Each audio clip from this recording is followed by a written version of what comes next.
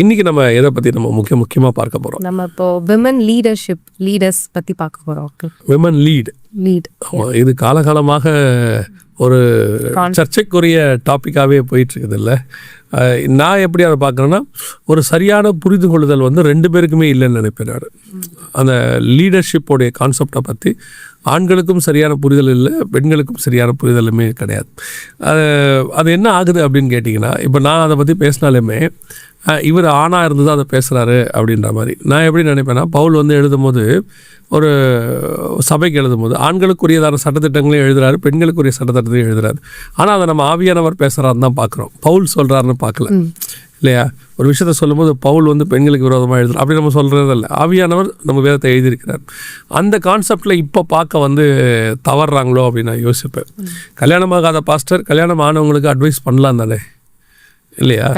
பண்ணலாம், ஆவியில் நிறைஞ்சு பண்ணலாம் தானே. ஒரு குழந்தை பிறக்காதவர் குழந்தை பிறந்தவங்களுக்கு குழந்தைய வளர்க்கறது எப்படின்னு அட்வைஸ் பண்ணலாம் தானே. அப்போ ஒரு போதகர் அப்படி நடத்தும் போது, இந்த பாஸ்டருக்கு குழந்தைய பற்றி என்ன தெரியும், அவரே குழந்தைய வளர்க்கலை அப்படின்ற மாதிரி நம்ம சொன்னோம்னா அது எவ்வளோ ஒரு அபத்தமான ஒரு விஷயமோ, அப்படி ஒரு விஷயந்தான் நான் இதையுமே பார்க்குறேன். எதையுமே ஆவியானவர் பேசுகிறதுக்கு விட்டு கொடுத்துட்டோம்னா அது கரெக்டாக போகும்னு பார்க்குறேன். சரிம்மா, லீடர்ஷிப், விமென்ஸ் லீடர்ஷிப் பற்றி உங்களுடைய கருத்தை நீங்கள் சொல்லுங்கள். ஒரு ஆஸ் அ விமனாக சொல்லுங்கள் பாப்போம். ஆஸ் ஆஃப் வேர்ல்ட்லி பார்த்தோன்னா இப்போ நிறையா ஈக்குவலாகவே வந்து லீடர்ஷிப்ஸ் வந்து வராங்க. நம்ம இந்தியா எடுத்து பார்த்தோம்னா நிறையா பேர் இருந்திருக்கிறாங்க. வெளி உலகத்துலேயும் இப்போ நிறையா, இப்போ பார்லிமெண்ட் எடுத்துக்கிட்டிங்கன்னா, வெளிநாட்டிலே பார்த்துக்கிட்டிங்கன்னா அங்கே நிறையா ஈக்குவலாக வராங்க. இப்போது அஸ்ஃபார் நம்ம இந்த 1948 அந்த ஃபெமினிஸ்ட் மூவ்மெண்ட் அடுத்து இவ்வளோ அழகாக வந்திருக்குன்னு நான் நினைக்கிறேன்.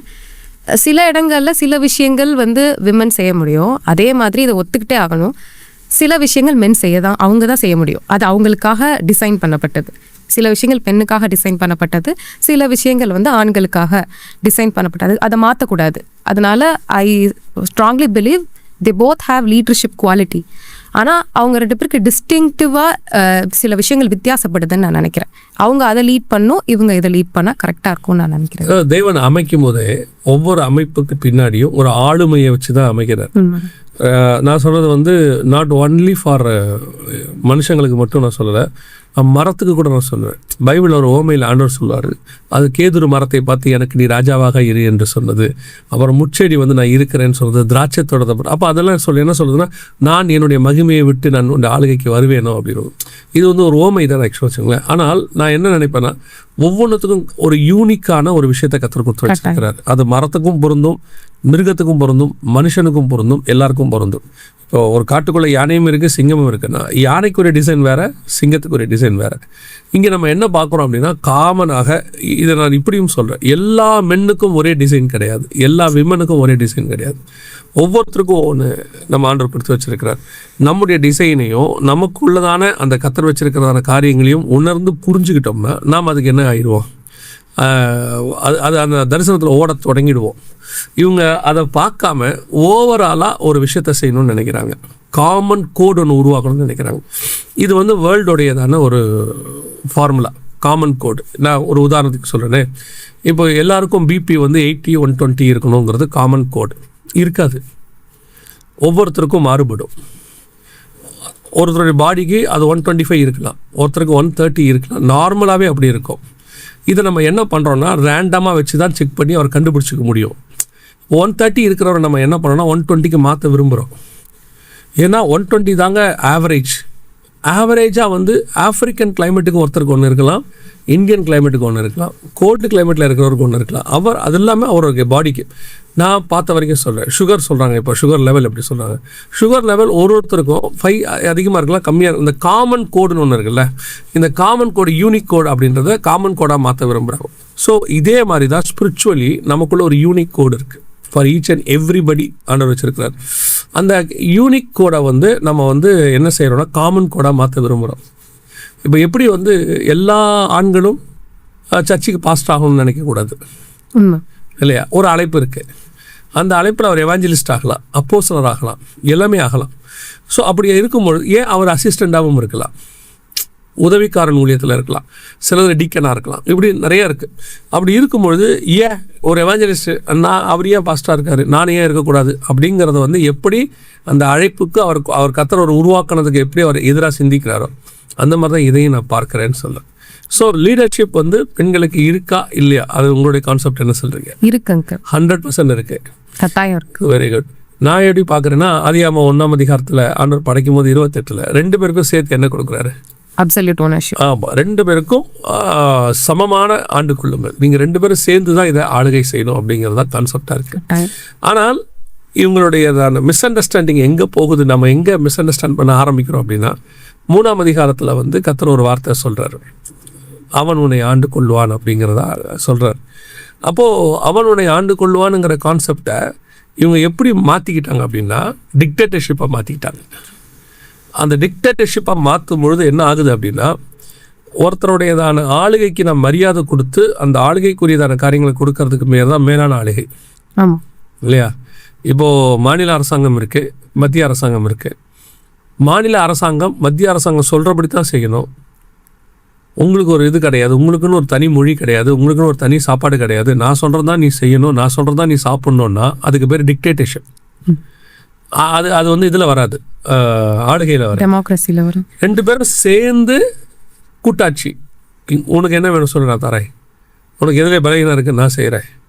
உனக்கு வந்து எங்கிட்ட இராணுவம் இருக்குது, உன்னை கடற்கரை வழி யாரும் தாக்காமல் நான் உன்னை பார்த்துக்கிறேன், ஏன்னா நீ என் எல்லைக்கு உட்பட்டவன், நீ நானும் ஒன்று அப்படிங்கிற கான்செப்ட் வந்தால்தான் ஒரு நாட்டில் மத்தியமும் மாநிலமும் ஒன்றா இருக்க முடியும், சமாதானமும் இருக்கும். இப்போ அதுதான் ஆதாமுக்கு ஆண்டவர் கொடுத்ததுன்னு நான் நினைக்கிறேன். What is your opinion? நீங்கள் சொல்லுங்கள். உண்மைதான் அங்கிள். ஆதாமுக்கும் ஏவாளுமே 2 பேருமே ஒரே மாதிரி தான் படைக்கிறாரு, ஆனால் வேற வேற மாதிரி படைக்கிறாரு. ஒரே மாதிரி படிக்கிறாரு, வேற வேற மாதிரி படைக்கிறாரு. இதை நம்ம புரிஞ்சுக்கணும். ஒரே மாதிரினா 2 பேருக்கும் ஒரே மாதிரி கண்ணு, காது, மூக்கு எல்லாமே இவங்களுக்கு ஒரு ஹார்ட்னா அவங்களுக்கு அதே மாதிரி தான் படைச்சிருக்காரு. அவங்களுக்கு கொஞ்சம் தாழ்த்தி இவரை கொஞ்சம் அப்படிலாம் படைக்கல. ஆனால் ரோல்னு வரப்போ அவருக்கு ஒரு ரோல் இருக்குது, இவங்களுக்கு ஒரு ரோல் இருக்கா. நம்ம முதல்ல பார்த்த மாதிரி இப்போ ஆதாம் செய்கிறத ஏவாள் செய்ய முடியாது, ஏவாள் செய்கிறத ஆதாம் செய்ய முடியாது. அது கட்டாயம் நம்பணும். ஏன்னா பிள்ளை பேர் வந்து விமன் தான் பண்ண முடியும், அதை மென் பண்ண முடியாது. So God has given different things to each of them. அப்போது இந்த லீடர்ஷிப்புன்றதை வந்து அவங்க நல்லா உள்வாங்கணும். நான் எதை லீட் பண்ணணும் அப்படின்றத ஒரு பெண் முடிவு பண்ணணும். காட்ஸ் கிரேஸோட, அஸ் ஃபார் வி பிப்ளிக்கலாக பார்க்குறனால, by God's grace what should I lead அப்படின்றத ஒரு விமன் வந்து கட்டாயமாக புரிஞ்சுக்கணும்னு நான் ஃபஸ்ட்டு நினைக்கிறேன் uncle. And men should also அவங்களை ட்ரீட் பண்ணுற விதத்துலையும் நான் வந்து ஒரு டிக்டேட்டர் அப்படின்னு செய்யக்கூடாது. ஏன்னா நான் நிறைய இடத்துல பார்த்துருக்கேன். as far as my knowledge, ஒரு மென்னை வந்து காட் வந்து ஒரு விமனுக்கு ஒரு ப்ரொடெக்டிவ் நேச்சராகவும் ஒரு ப்ரொவைடராகவும் வச்சிருக்கிறாருன்னு நான் நம்புகிறேன். நான் பைபிள் படிக்கிற வரைக்கும் ஒரு விமனோட நேச்சர், நம்ம பல எபிசோட்ஸில் பார்த்தபடி ஒரு விமன் எப்படி வீக்காக இருக்காங்க அப்படின்றதுக்கு நம்ம ஒரு எக்ஸ்பிளனேஷன் கொடுத்தோம் அங்கிள், ஹார்மோனலாக எப்படிலாம். அப்போ அந்த நேரத்தில் ஹீ ஷுட் பி ப்ரொவைடர் அப்படின்னு நான் ரொம்ப ஆணித்தரமாக நம்புகிறேன். நான் நிறைய நேரம் பார்த்துருக்கேன், நிறைய மனைவிகள் வந்து அவங்க எல்லாத்தையும் அவங்களும் படிச்சிருப்பாங்க, எல்லாமே பண்ணியிருப்பாங்க, அந்த வீட்டோடு இருப்பாங்க. அவங்க சாப்பிட்றப்பெல்லாம் இப்படி வீட்டில் உட்காந்துட்டு சாப்பிட்றியே அப்படின்னு சொல்கிற ஆண்களையும் நான் கேட்டிருக்கேன், எங்கள் சொந்தத்திலே நான் கேட்டிருக்கேன். அப்போ எனக்கு ரொம்ப மனசு வருத்தமாயிடும். She has ability to work அப்படின்றத நான் ஸ்ட்ராங்காக பிலீவ் பண்ணுறேன். அவங்க வெளியில் போனாலும் அவங்களுக்கு சம்பாதிக்கிறதுக்கு நாலேஜ் இருக்குது, எல்லாமே இருக்குது. அவங்க உங்களை நம்பி வந்த பிறகு அந்த வார்த்தை வந்து வேண்டாததாக இருக்குது. She is leading the home in a different angle. அவங்க பிள்ளைங்களை காலைல பார்த்துக்கிறாங்க, அதெல்லாம் அவங்க பார்க்காம நீ வீட்டில் உட்காந்து சாப்பிட்றியே அப்படின்ற வார்த்தை வந்து நல்லா தவறுன்னு நான் ரொம்ப ஆணித்தரமாக நம்புகிறேன் அங்கிள் அந்த விஷயத்தில். பொதுவாகவே இங்கே வந்து ஒரு ஃபேமிலியை, அதாவது இப்போ இந்த வேலைக்கு போகிற கான்செப்ட் எல்லாமே இப்போ ஒரு 50-100 வருஷமாக தான் நம்ம பார்த்துட்ருக்குறோம். பொதுவாகவே பெண்கள் வந்து வேலைக்கு போகாத காலம் தான் இருந்துச்சு இந்த ஒரு இத்தனை 1000 வருஷங்களாக. என்ன ரீசன் அப்படின்னு சொல்லி பார்க்கும் பொழுது, அவங்க சரியாக பார்த்துக்கிட்டாங்க. வீட்டில் உள்ளவங்க என்ன செய்கிறாங்க, வீட்டை அவங்க கரெக்டாக பார்த்துக்கிறாங்க, இவங்க அவங்கள பார்த்துப்பாங்க, அவங்க இவங்கள பார்த்துப்பாங்க. ஒரு கணவன் ஒரு உலகத்துக்குள்ளே போய் அவன் எவ்வளவு சம்பாதிச்சாலும் எண்ட் ஆஃப் த டே அவன் சாயங்காலம் எங்கே தான் வரணும்? வீட்டுக்கு தான் வரணும். பைபிளும் அப்படி தான் சொல்லுது சங்கீதத்தில், அவன் திரும்பி பண்ணை வீட்டுக்கு திரும்புகிறான், தன் வீட்டுக்கு திரும்புகிறான் தான் இருக்குது. ஸோ அப்போ வீட்டுக்கு தான் வரணும். அப்போ இவன் வெளியே சம்பாதிக்கிறது, இவனுடைய புகழ் அத்தனையுமே யாருக்காக கொண்டு வரப்படுது? வீட்டுக்காக தான் கொண்டு வரப்படுது. ஆனால் இந்த வீட்டுக்காக கொண்டு வரப்படுறதுல இவங்க வீட்டுக்குள்ளே இருந்து அதை பத்திரமா பார்த்துக்கணும். திருக்குறளில் ஒன்று இருக்குது, அதாவது ஈட்டலும் ஈட்ட காத்த வகுத்தலும் அப்படிம்பா. ஒன்று சம்பாதிக்கணும், சம்பாதிச்சதை பத்திரமா என்ன செய்யணும், அதை செலவு பண்ணுறதுல இன்னொன்று இருக்குது. இந்த 2 பார்ட்டில் சம்பாதிக்க வந்து ஆண்களுக்கு தெரியும், செலவு பண்ணுறதுக்கு வந்து பெண்களுக்கு தெரியும். ஆண்களுக்கு வந்து பயங்கரமாக செலவு பண்ணிடுவாங்க, சில பெண்கள் பயங்கரமாக செலவு பண்ணிடும். அப்போ இவர் சம்பாரிச்சு கொண்டு வருவார், இவங்க என்ன செய்வாங்க, செலவு பண்ணி 2 பேரும் சேர்ந்து ஃபேமிலி நடத்திட்டு இருந்த காலம் ஒன்று இருந்தது. ஒரு இடத்துல வந்து இது டாமினேஷனாக மாறி அவங்களுக்கு கொடுக்க மாட்டேன்ற ஒரு கான்செப்ட் வரும்போது அவங்கள இவங்க சப்ரஸ் பண்ண ஆரம்பிக்கும் போது ஒரு சமுதாயம் அல்லது ஒரு ஜென்ரேஷனில் நம்ம பார்க்குறோம், இவங்க வந்து என்ன செய்கிறாங்க, கொடுமைப்படுத்த ஆரம்பிக்கிறாங்க அல்லது சப்ரஸ் பண்ண ஆரம்பிக்கிறாங்க. அப்படின்னும் போது இவங்களும் வெளியே வரணும். ஒரு நீடு இல்லாத காலத்தில் ஒன்றும் இல்லை, ஒரு விஷயம் இல்லாமல் இருந்தது. அன்றைக்கி வந்து அவ்வளோ மரியாதை கொடுத்தாங்க. உங்களுக்கே தெரியும் தானே, இந்தியாவினுடைய நான் உலக பிரகாரமாக சொல்கிறேன், அவங்கள பார்த்தீங்கன்னா எல்லாத்துக்கும் பெண்கள் பேரை வச்சு தான் பெண்களுக்கு இம்பார்ட்டன்ஸ் கொடுத்து வந்தது தான் இந்தியாவுடைய கல்ச்சர். நீங்கள் பாரத மாதாவில் ஆரம்பிச்சு ஆமாம் எல்லா ரிவர்ஸ்க்கும் பார்த்தீங்கன்னா பெண்களுடைய பேரை வச்சு எல்லாத்துமே அவங்க பொதுவாக 99% அப்படி தான் இருக்கும்னு வச்சுக்கோங்களேன். அப்படி இருந்த ஒரு இடத்துல நம்ம என்னவா மாறுறோம் அப்படின்னா அவங்கள வந்து சப்ரஸ் பண்ண ஆரம்பிக்கிறோம். அவங்களுக்கு தேவைகள் சந்திக்கப்பட ஆரம்பிக்காது. அவங்களுக்கு ஒன்றுமே கொடுக்காம வாங்கிட்டு வரதெல்லாம் குடிச்சிட்டு பிள்ளைகளை கவனிக்காமல் அல்லது வேறொரு தவறான காரியங்கள் இருக்கும்பொழுது குடும்பத்தை வந்து இப்போ கூட வெளியே போகிறவங்க நிறைய பெண்கள் பாருங்கள், ஆடம்பரத்துக்காக வெளியே போகிறவங்க ஒரு 1% 2% தான் இருப்பாங்க. 98% குடும்பத்தை காப்பாற்றுறதுக்காக தான் வெளியே போவாங்க. அதுவும் அவங்க சந்தோஷமா போறாங்கன்னு கேட்டிங்கன்னா 100% நான் சொல்லப்பட்டேன், சந்தோஷமா போறாங்கன்னு. நான் எப்படி அதை பார்க்குறேன் அப்படின்னா, வெளியே போகிற டிசைனில் வந்து இவங்க சரின்னு அமையாது இல்லையா. இப்போ நீங்கள் டென்னிஸ் விளையாடும் போது பாருங்கள், ஆண்களுக்கு 5 செட்டு வைப்பாங்க, பெண்களுக்கு 3 செட்டு வைப்பாங்க. என்னென்னா இவங்க ஸ்டாமினாக்கு 3 செட்டு தான் விளையாட முடியும், அதுலேயே வெற்றி தோல்வி நிர்ணயிச்சிருவாங்க. இவங்க ஸ்டாமினாக்கு 5 வைப்பாங்க. சரீரமே அவங்களுக்கு அப்படி இருக்குது. ஒரு சிலர் தன்னோட சரீரத்தை ஸ்ட்ராங் பண்ணிக்கிறவங்களாம் இருக்காங்க. இப்போ ஜிம்முக்கெல்லாம் போயின்னு வச்சுக்கோங்களேன், நான் உதாரணத்துக்கு சொல்கிறேன், மெஜாரிட்டி அப்படி சொல்கிறேன். அதே மாதிரி இந்த உலகத்துக்குள்ளே போய் வரக்கூடியதான அந்த மாடலில் வந்து அவங்க இல்லை. ஆனால் வேறு வழி இல்லை, தன் குடும்பத்துக்காக வெளியே போயிட்டு வராங்க. நீங்கள் 1000 ஆண்கள் வெளியே வரட்டும், அது கேஷுவலாக இருக்கும். ஒரு பெண் வந்துட்டு அது வேறு மாதிரி அந்த வியூ வேறு மாதிரி பார்க்க ஆரம்பிச்சிருவாங்க. இதுதான் வந்து வேர்ல்டு. ஸோ அப்படி இருக்கும்போது இவங்க வந்து சந்தோஷமாக வெளியே போயிட்டு வருவாங்கன்னு நான் சொல்ல மாட்டேன். நான் ஏன்னா கண்கூடாக பார்த்த ஒரு ஆள், நான் ஒரு 25-30 வருஷமாக அந்த கண்கூடாக பார்த்த ஒரு ஆள். எங்கள் அம்மா வெளியே போயிட்டு சம்பாரிச்சிட்டு வரதை நான் பார்த்துருக்கேன். ஸோ அதனால் வந்துட்டு அந்த கடினம் எல்லாம் இருக்குது. இது எதனால் ஏற்பட்டதுன்னா அந்த ஏற்ற துணை சரியாக ஏற்ற துணையாக இல்லாததுனால இந்த மாதிரி சுச்சுவேஷன்ஸ் வருது. இப்போ இந்த இடத்துக்கு வரும்போது இங்கிருந்தான் இன்னொரு பார்ட் வருது. இந்த இடத்துக்கு வரும்போது ஆளுகைன்னு நம்ம பேச ஆரம்பிக்கிறோம். நம்ம ஆண்டுகளுங்களை பற்றி பார்க்குறோம், லீடர்ஷிப் பற்றி பார்க்குறோம்ல. இந்த லீடர்ஷிப்பை இப்போது அவங்க எடுத்து நடத்துகிறாங்க இல்லையா. ஒரு இடத்துல நான் இப்போ ஸ்பிரிச்சுவலாக போயிடுறேன். இப்போது இது ஸ்பிரிச்சுவாலிட்டிக்குள்ளே வரும்பொழுது காட் எந்த அளவுக்கு பெண்களை லீடர்ஷிப்பில் யூஸ் பண்ணியிருக்கிறாருன்னு நீங்கள் நினைக்கிறீங்க? லீடர்ஷிப் வந்து ஸ்பிரிச்சுவாலிட்டியாக பார்க்குறப்ப God has given rule for both, நம்ம படித்த மாதிரி. ஆனால் இந்த விமன்றதுக்குமே அவர் வந்து ஒரு ரூல் வச்சிருக்கிறார்.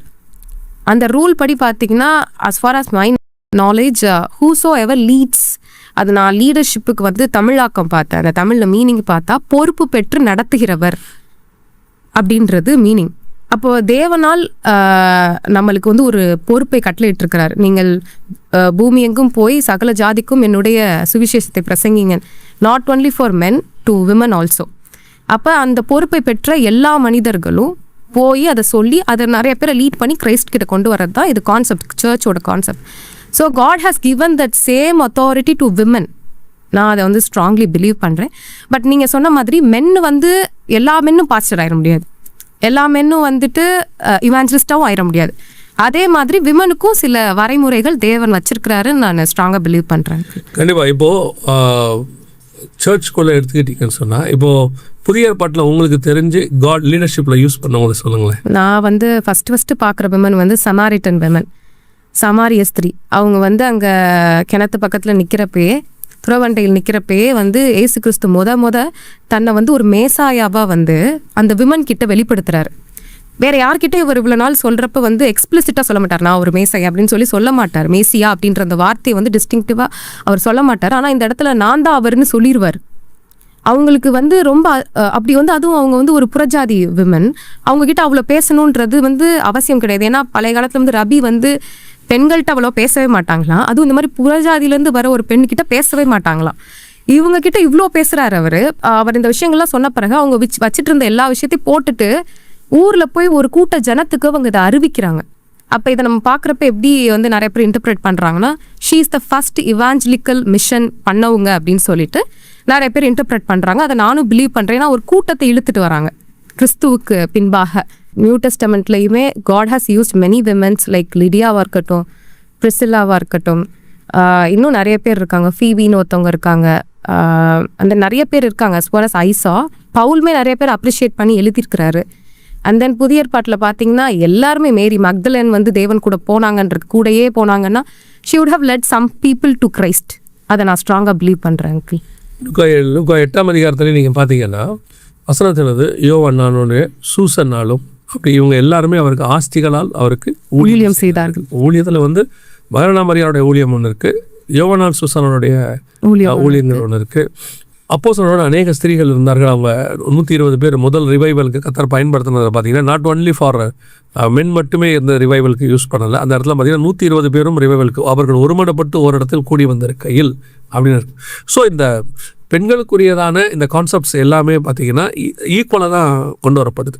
ஆனால் இப்போ இந்த லீடர்ஷிப்னு வரும்போது தான் எங்கே நம்ம ஒரு பிரச்சனைகள் வருது, நம்ம கான்ட்ரவர்சியை பேசுவோம். இப்போ நிறைய சர்ச்சஸ்குள்ளே எங்கே கான்ட்ரவர்சி வருது. நான் ரொம்ப ஆச்சரியமாக பார்க்குறது யாருன்னா பர்னபா மரியாளை வந்து நான் பார்க்குறேன்.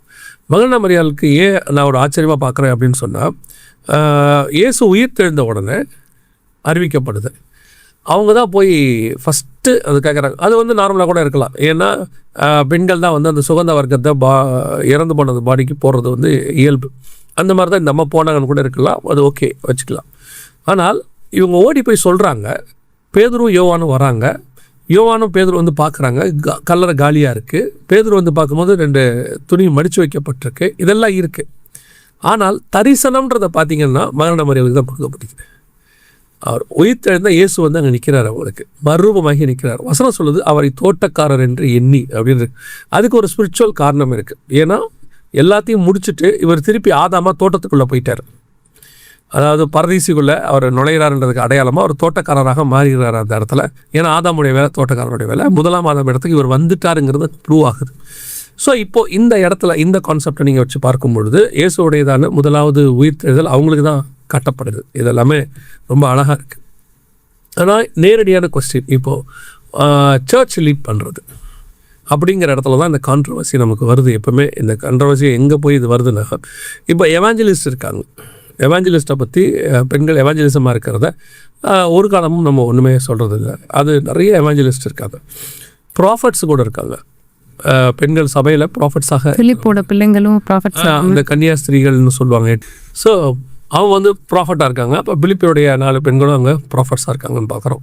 இதை தாண்டி நமக்கு இப்போ நீங்கள் சொன்ன மாதிரி நிறைய ஊழியங்களில் அவங்க ஈடுபடுறாங்க. ஆனால் ஒரு சர்ச்சை லீட் பண்ணலாமா அப்படிங்கிற இடத்துல தான் இப்போ இந்த கான்ட்ரவர்சி எல்லாருக்குமே வருது. நிறைய கொஸ்டின்ஸ் வருது. நிறைய பேர் ஏன் பண்ணக்கூடாது அப்படின்னு ஒரு கொஸ்டின் வருது. இப்போ நான் கொஞ்சம் ஒரு எக்ஸாம்பிளுக்கு வந்துட்டு நான் வரேன். இப்போது இஸ்ரவேல் 12 கோத்திரமும் இருக்குது. 12 கோத்திரம் இருக்கும்போது லேவி கோத்திரத்துக்கு மட்டும் ஆசாரித்துவத்தை கர்த்தர் கட்டளையிடுறாரு. அந்த லேவி கோத்திரம் தான் ஆசாரித்துவமாக இருக்கணும்னு சொல்லிட்டாரு. ஆனால் இவங்களை கூப்பிடும் போதே பரிசுத்த ஜாதியாயும் ஆசாரிய ராஜ்யமாக தான் இவங்க அத்தனை பேரையுமே கூப்பிட்டுருக்காரு. அவங்க அத்தனை பேருக்கும் கிங்டம்ஷிப்பும் ப்ரீஸ்ட்ஹுட்டும் இருக்குது. ஆனால் அதில் ஸ்பெசிஃபிகேஷனாக ஏதோ ஒரு காரணத்தினால லேவியை கொண்டாடுறாரு. அதுக்கு காரணங்கள் இருக்குது. அதாவது அந்த கண்ணுக்குட்டி வழிபாடு நடந்தபோது லேவியர்கள் இருந்தாங்க. ஸோ அங்கே வருது.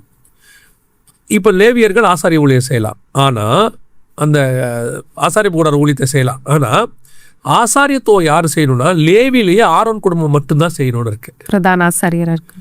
அந்த பிரதான ஆசாரியர் கூட யாராக இருக்கணும்னா ஆரோனுடைய மூத்த பையனை தான் இருக்கணும். அவன் இல்லைன்னா தான் அடுத்த பசங்க வரணும் அப்படின்னு இருக்குது. இந்த ஸ்பெசிஃபிகேஷன் இருக்குல்ல.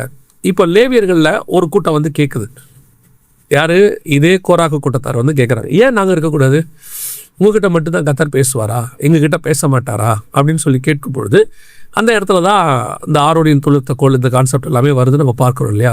அப்போ இது எதை குறிக்குது அப்படின்னா, கர்த்தர் ஒரு சில காரணங்களுக்காக சில ஊழியங்களை சிலருக்கென்று வேறு பிரித்திருக்கும் போது நான் என்ன செய்கிறேன், ஏன் என்ன அதை செய்யக்கூடாதுன்ற கொஸ்டின் ஒன்று வருது எனக்கு. அந்த கொஸ்டின் வரும்போதே நான் நினைக்கிறேன், நான் இந்த இந்த இந்த பிரமாணத்துக்கு அகெயின்ஸ்டாக நான் போகிறேன் அப்படின்னு. நியூ டெஸ்ட்மெண்ட்டுக்கு நான் வந்துடுறேன். நியூ டெஸ்ட்மெண்ட்டை பொறுத்த வரைக்கும் காட் எல்லாத்துக்கும் பெர்மிட் கொடுத்துருக்காரு. ஆனால் சபையை லீட் பண்ணுறதுக்கோ சபையை வந்துட்டு நீங்கள் ஜனங்கள் நடத்துறதுக்கோ சபை ஆண்டவர் என்ன செய்யலை, பெண்களுக்கு அந்த அதிகாரத்தை அவங்க கொடுக்கவே இல்லை. பைபிளில் எங்கேயுமே இல்லை. அந்த சபை வந்து அவங்க வீட்டில் நடந்திருக்கலாம். இப்போ ஆக்கிலா பிரிஸ்கில்லா வீட்டில் என்ன நடக்குது, சபை நடக்குது. அவங்க வீட்டில் நடக்கும் சபையை வாழ்த்துங்கள்னு இருக்குது. ஆனால் ஆக்கிலா பிரிஸ்கில்லா பார்த்திங்கன்னா சேர்ந்து தான் அந்த ஊழியத்தை அவங்க செய்கிறாங்க அப்படின்னு சொல்லி பார்க்குறோம். இன்றைக்கி கடைசி காலத்துலையா இல்லை, நடுவிலேயே கொஞ்சம் காலமாகவே இவங்களுக்கு என்னென்னா ஏன் சர்ச் நடத்தக்கூடாது, ஒரு சில சூழ்நிலைகள் இருக்குது. அந்த சூழ்நிலைகள் என்ன செய்யுது, இப்போ உதாரணத்துக்கு திடீர்னு பாஸ்டர் வந்து என்ன ஆயிடுறாரு, கர்த்தரை கூட நித்திரை அடைஞ்சிடுறாரு, பாஸ்டர் இல்லை. அப்போ அந்த சர்ச்சுக்கு அவங்க என்ன பண்ணுறாங்க அப்படின்னு கேட்டிங்கன்னு சொன்னால், ஒரு போதகர் தேவைப்படுது. அதை நியமிக்கிற வரைக்கும் ஒருவேளை அந்த பாஸ்டருடைய மனைவி அதை நடத்துவாங்க. அப்பயும் கம்யூனியன் கொடுக்க முடியாது. அவங்க என்ன அதுக்கு வந்துட்டு நான் சரீர பிரகாரமான காரணங்களையே சொல்லலை. நிறைய பேர் வந்து இதை சொல்ல தெரியாமல் என்ன செய்கிறாங்கன்னா, சரீர பிரகாரமான காரணங்களை சொல்லி நீங்கள் கம்யூனியன் கொடுக்கக்கூடாதுன்றாங்க. இல்லை, அனுமதி வந்து ஹெவன் வந்து என்ன செய்யுது சில விஷயங்களுக்கு. இப்போ அவங்க என்ன எடுத்துக்கிறாங்கன்னா, அப்போ பெண்களை நீங்கள் பாஸ்டாக விட மாட்டீங்களா? பெண்களை மட்டும் இல்லை, எவாஞ்சலிஸ்டாக இருக்க ஆண்களையும் பாஸ்டாக விட மாட்டோம். தீர்க்கதரிசியாக இருக்கிறவரும் ஆக முடியாது. கர்த்தர் மெய்ப்பனாக ஒருத்தர் அழைச்சிருக்கிறார். அந்த மெய்ப்பன் தான் என்னவா இருக்க முடியும், அந்த அழைப்பு பெற்ற மெய்ப்பன் தான் அங்கே இருக்க முடியும். ஆக்சிடென்டெல்லாம் சில நேரத்தில் என்ன செய்ய வேண்டியிருக்கு அப்படின்னு சொன்னால் அதை நடத்தி கொண்டு வர வேண்டியிருக்கு. In times of emergency. அதுக்கப்புறம் அவங்க உருவாக்கணும். நான் ஒரு பாஸ்டமாக பார்த்துருக்கேன். அவங்க என்ன செய்வாங்க அப்படின்னு கேட்டிங்கன்னா, அவங்களுக்கு ஒரு பையன் இருக்கான், ஒரு 10-15 வயசு பையன் இருக்கான். இப்போ அந்த சர்ச் இண்டிபெண்டன்ட் சர்ச். அது அவங்க பாஸ்டர் நடத்திட்டு இருந்தார். ஒரு ஆக்சிடெண்ட்டில் பாஸ்டர் இதாகிட்டார். பாஸ்டர்மா என்ன பண்ணாங்க, உடனே தன் பையனை வந்து ஒரு பைபிள் காலேஜில் சேர்த்து அவனுக்கு அழைப்பை கன்ஃபார்ம் பண்ணி பைபிள் காலேஜ் சேர்த்து அவன் வர வரைக்கும் சர்ச்சை பார்த்துட்டு சர்ச்சை அவங்க கையில் கொடுத்துட்டு அவங்க என்ன செஞ்சுட்டாங்கன்னா, ஒதுங்கி ஓரமாக உட்காந்து சர்ச்சை வந்து ஜெபம் பண்ணுறது. அது வரைக்கும் இவங்க தான் சர்ச்சை லீட் பண்ணாங்க. அப்போது கம்யூனியன் என்ன செய்வாங்கன்னா, பக்கத்து சர்ச்சில் இருக்க பாஸ்டரை வர சொல்லி கம்யூனியன் கொடுப்பாங்க. இது ஆண் பெண் கான்செப்டே கிடையாது, அழைப்பினுடைய கான்செப்ட். இப்போ ஆண்டு கொள்வது அவங்க தான் சர்ச்சை நடத்துகிறாங்க, அவங்க தான் சர்ச்சில் வந்து உள்ளவங்களெல்லாம் பேசுகிறாங்க, அங்கே உள்ளவங்களாம் வராங்க, எல்லாம் செய்கிறாங்க. ஆனால் ப்ரீச்சிங் அண்ட் இந்த மாதிரி ஒரு காரியங்களை அவங்க என்ன செய்யல. இப்போ அவங்க பெண்கள் கூட்டத்தில் பேசுவாங்க, உபவாச ஜபத்தில் பேசுவாங்க, சில்ட்ரன்ஸ் மீட்டிங்கில் பேசுகிறாங்க, யூத் மீட்டிங்கில் எல்லாத்துலேயும் பேசுவாங்க. ஆனால் சர்ச்சை லீட் பண்ணுறது மட்டும் அவங்க பண்ண முடியாது. இது எல்லாருமே லீட் பண்ணிட முடியாது. நீங்கள் சொன்ன மாதிரி எல்லா ஆண்களையும் நிற்க வச்சு நம்மளால ப்ரீச்சிங்கும் கொடுத்துட முடியாது. இது அதுதான் இப்போ இங்கே வந்து ஒரு கான்ட்ரவர்சி போயிட்டு இருக்கு. உடனே நம்மளை என்ன சொல்கிறாங்க, இது வசனத்தில் தான் நம்ம சொல்லிட்டு இருக்கோம் வச்சுக்கோங்களேன். ஆனால் இவங்க வசனத்தில் இதுக்கு பதில் சொல்ல மாட்டாங்க. இவங்க என்ன சொல்லுவாங்கன்னா, இது ஒரு ஆணாதிக்கம், இது வந்து மெயில் ஷாவனிஸ்ட் இவங்கெல்லாம் அப்படின்னு. இல்லை, நம்ம இதை அப்படின்னா என்னன்னு பார்த்தா, எதுலேயுமே பெண்கள் வரக்கூடாதுன்னு நம்ம சொல்லணும். அப்படி தான் பல உலகளாவிய பல மதங்களில் பெண்களை எந்த ஒரு கான்செப்டுக்கும் வர விடாமல் அவங்கள வெறும் வேலைக்காக மட்டுமே வச்சதெல்லாம் இருக்குது. இப்போ நம்ம அந்த அளவுக்கு இங்கே, ஏன்னா ஆண்டவர் ஆரம்பத்தில் இருந்து நான் பார்க்குறேன், ஏவாளுக்கு கொடுக்கும்போதே ஆளுகையை கொடுத்தார். அந்த தவறு நடந்த உடனே அவர் என்ன பண்ணுறாரு, ஆளுகையை எடுக்கவே இல்லை. ஏவாள்கிட்ட தான் அவர் ஆளுகை எடுக்கலை, ஆண்டுக்குள்ளுக்குள்ற கான்செப்ட் அவர் எடுக்கவே இல்லை. அவர் என்ன பண்ணுறாரு, உனக்கு மேலே நான் ஒரு அதிகாரி வைக்கிறேன்னு தான் சொல்கிறாரு. ஏன்னா நீ தவறதுக்கு வாய்ப்பு இருக்கிறதுனால தவறு செய்யாமல் பார்த்துக்கிறதுக்கு நான் என்ன பண்ணுறேன், ஒரு அதிகாரி வைக்கிறேன். அதிகாரி தவறு செய்கிறதுக்கு வாய்ப்பு இருக்குது. ஆண்டவர் அந்த அதிகாரி, இப்போது சவுல் தவறு செஞ்சால் தள்ளிட்டு தாவீதை கொண்டு வர்றாரு, ஆண்டவர் மாற்றுறாரு. இந்த பேட்டர்ன் இருக்குல்ல. இப்போ நீங்கள் ஒரு உதாரணத்துக்கு நான் எடுத்துக்கிறேன். இப்போ நம்ம தமிழ்நாட்டுடைய முதல்வராக முன்னாடி ஒருத்தர் இருந்தார். அவரை கூப்பிட்டு கேட்டாங்க, நீங்கள் ஏன் பிரதமராகக்கூடாது அப்படின்னு வந்து அவர் சொன்னார், என் உயரம் எனக்கு தெரியும் அப்படின்னாரு. என்னால் எந்த அளவுக்கு லீட் பண்ண முடியுங்கிறது எனக்கு தெரியும், நான் அந்த லீட் பண்ணுவேன். அதுக்கு மேலே என்ன லீட் பண்ண முடியாதுங்கிறது எனக்கு தெரியும். இந்த புரிதல் இருக்குல்ல, இதுதான் அவரை வந்து மிகப்பெரிய தலைவராக மாற்றுது. என்னால் என்ன செய்ய முடியுங்கிறத ஒரு மனுஷன் புரிஞ்சுக்கிட்டு என் அழைப்பு என்னங்கிறத அவன் தெரிஞ்சுக்கிட்டானாவே அவன் வந்து ஒரு மிகச்சிறந்த லீடர். அவர் வந்து ஒன்றிய அரசில் போட்டி போட போகவே இல்லை. அவர் அப்படியே ஸ்டாப் பண்ணிக்கிட்டார். எனக்கு தெரியும், இது போதும், இதுதான் என் உயரம், இது அங்கே போனால் நான் என்ன ஆகுன்னு எனக்கு தெரியும். இந்த புரிதல் தான் எல்லாத்துலேயும் வரணும்னு நான் சொல்ல வரேன். அந்த புரிதல் ஆண்டவர் லீடிங்கில் ஆர்டர் கொடுத்துருக்காரு. ஏவாளுக்கு ஒரு ஆளுகை இருக்குது, சிஎம் மாதிரின்னு வச்சுக்கோங்களேன். ஒரு மேலே ஒரு ஆளை கொடுத்துருக்கிறார், எதுக்குன்னா பாதுகாத்து கொள்வதற்கு. ஒரு மேலே இந்த ஆள் தவறதுனால இந்த சட்டம் மாறாது. திடீர்னு ஒரு சில பிஎம் வந்து வராங்க, அவங்க வந்து கடினமாக நடத்துகிறாங்க, ஸ்டேட் கவர்மெண்ட்டை கலைக்கிறாங்க, எல்லாம் பண்ணுறாங்க, கொடூரமாக நடத்துகிறாங்கன்றதுனால நம்ம இனிமேட்டு பிஎம்ஏ வேணும்னு சொல்லிடுவோமா? ஏன் பிஎம்ல எவ்வளோ தப்பாக இருக்காங்க, அதனால் நமக்கு தேவையில்லை, நம்ம வெறும் சிஎம்ஏ போதும் அப்படி சொல்லவும் முடியாது. அது ஒரு லா, அது ஒரு சட்டம், ஜனநாயகப்படி. அந்த சட்டத்தின்படி இவங்க தப்பு செய்கிறவங்களா இருக்காங்க, அதனால் பிஎம் போஸ்டிங்கை வேணான்னு சொல்லலை. அதிகாரி போஸ்டிங், ஒரு அதிகாரி தப்பு செய்ய, அதனால் அதிகாரி வேணான்னு சொல்லலை. வேறு அதிகாரியை போட்டு சரி பண்ண தான் வைக்க முடியும். இந்த ஃபார்முலாவை ப்ரோட்டோக்காலை மாற்ற முடியாதுல்ல. அதைத்தான் நான் வந்து இந்த இடத்துல பார்க்குறேன். இந்த இடத்துல அதை எல்லாவற்றிலும் கர்த்தர் வந்து நம்ம ஆண்களையும் பெண்களையும் சமமாக நடத்திருக்காரு. ஒரே ஒரு இடத்துல மட்டும் கொஞ்சம் மேலே வச்சுருக்காரு. இவங்க என்ன சொல்கிறாங்கன்னா, அந்த ஒரு இடமும் கிடையாதுன்ற போது தான் இங்கே என்ன ஆகுது, ஆண் பெண் அப்படின்ற கான்செப்டே உருவாகுது. அதுவும் ஆண் பெண் கான்செப்டுக்காக அது கொண்டு வரப்படவில்லை. இது முழுக்க முழுக்க தேவனுடைய திட்டமாக இருக்குது அப்படின்னு சொல்லி பார்க்குறேன். உங்களுடைய கருத்தை எனக்கு சொல்லுங்கள். ஒரே ஆளாக பேசுகிற மாதிரி. அப்படிலாம் இல்லை அங்கிள், நீங்கள் சொன்னது எல்லாமே ரொம்ப ஸ்பிரிச்சுவலாக நிறைய பேருக்கு புரிதல் உருவாக்குறதாக இருக்கும். ஏன்னா நீங்கள் இவ்வளோ நாள் சபைகளை பார்க்குறீங்க, அதனால் கட்டாயம் நீங்கள் சொல்கிறது ஒரு புரிதலுக்கு நிறைய பேருக்கு புரிஞ்சிருக்கும்னு நான் விசுவாசிக்கிறேன் அங்கிள்.